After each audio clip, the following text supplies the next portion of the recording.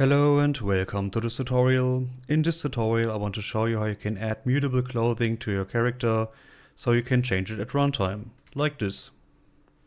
So let's go. First of all, we start with a third person template. If you don't have it, you go to add feature content pack and select the third person template right here. Next we go to edit, plugins and search for mutable. We select this one here.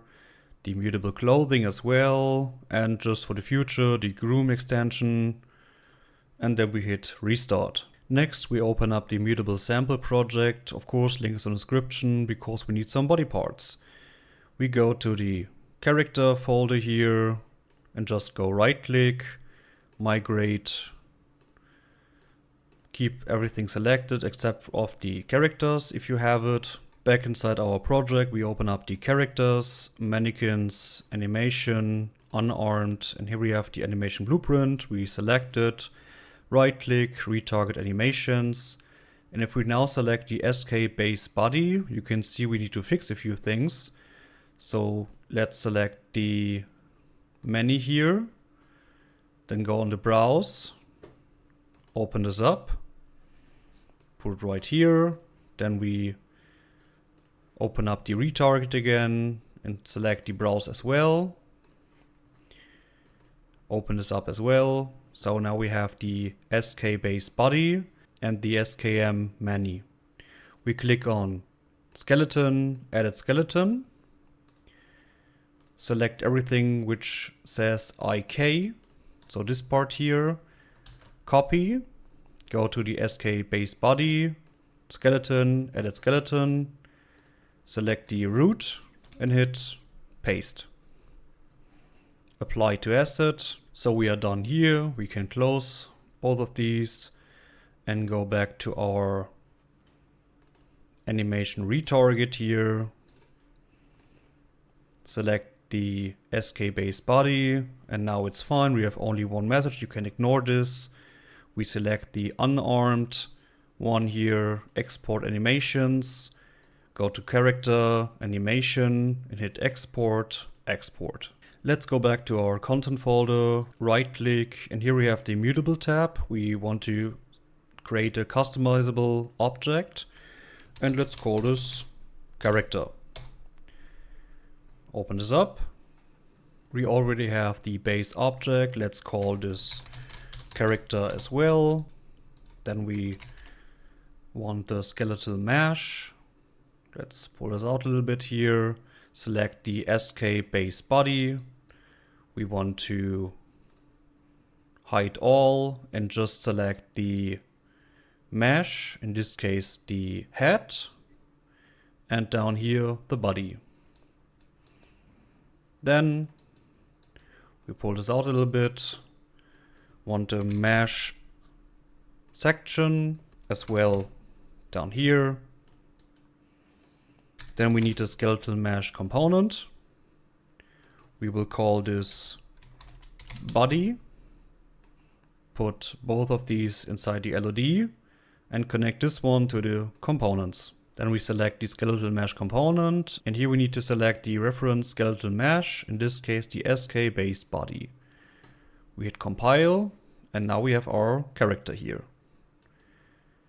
Next, we need to customize him. For that, let's go back to our level. We have the character section here. Just for example, let's start with the t-shirt. We select the SK t-shirt here, go back to our character, say skeletal mesh again, and put this right here. Hide all, select only the mesh. Again, we need the mesh section. We want to add to skeletal mesh component. Type in body, since we want to add this to the body here. And then we need the child object. Let's call this shirt. We need then object group. And we will call this shirts. And put this to the children. Now you have a few options. So basically the t-shirt is now a child object of the group of shirts. So you can add multiple shirts or body parts. When we now hit compile, you can see we have the parameters, in this case the shirt. We can check and uncheck this one.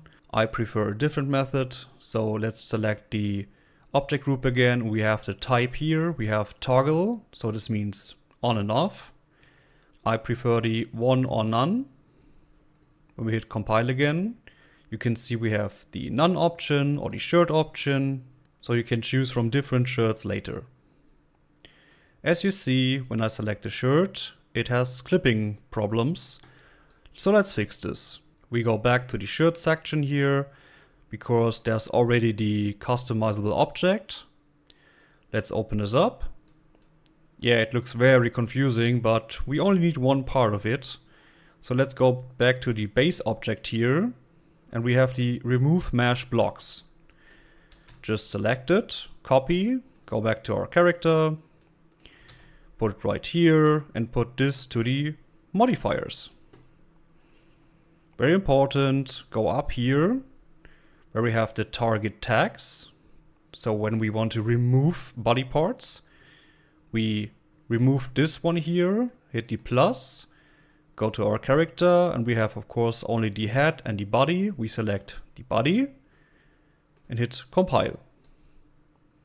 Now it's much better, but not that perfect. So let's go back to the t-shirt, where we have another section. Let's select the remove mesh short and the remove mesh part here. Again, copy and paste this.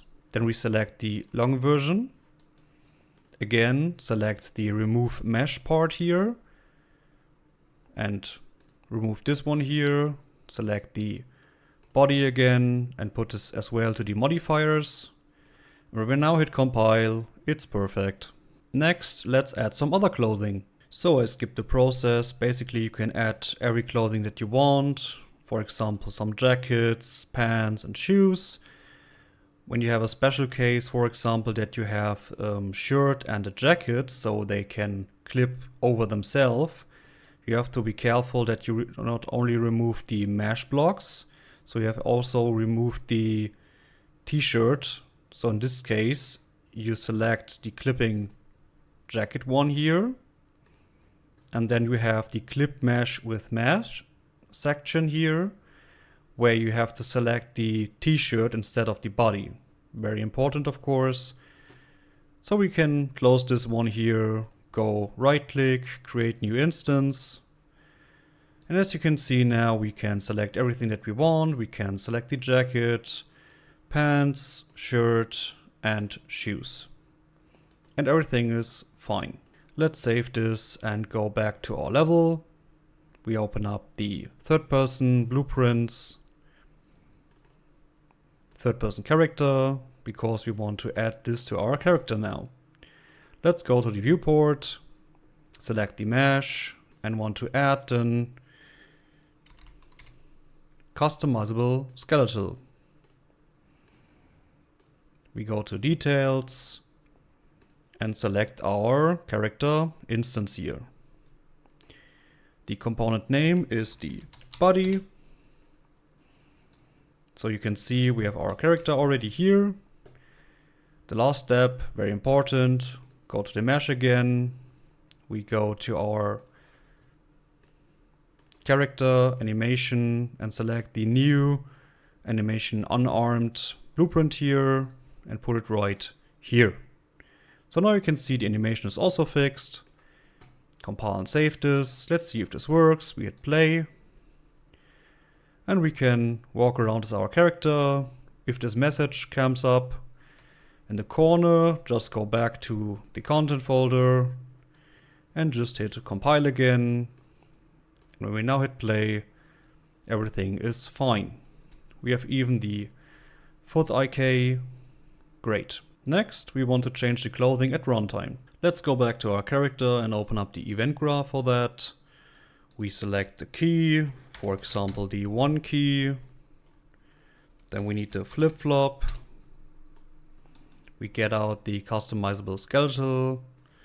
get the customizable object instance. And then we want to set in enumeration parameters, select option for A and as well for B. We go back to our character here. Let's start with the shirt. So we select the shirts here, put this to the param name in both cases. And now we select the option names. So in this case, the shirt. I only have one shirt, as you can see, and none. So up here, shirt, down here, none. And at the end, we want to update skeletal mesh async and connect the customizable instance. So we can continue this for the rest. So I also skipped the process for that. Now we have the shirts, the jackets, pants, and shoes. Make sure to connect everything to the update skeletal mesh async. And then we are done here. Compile and save this. Let's see if this works. We hit play.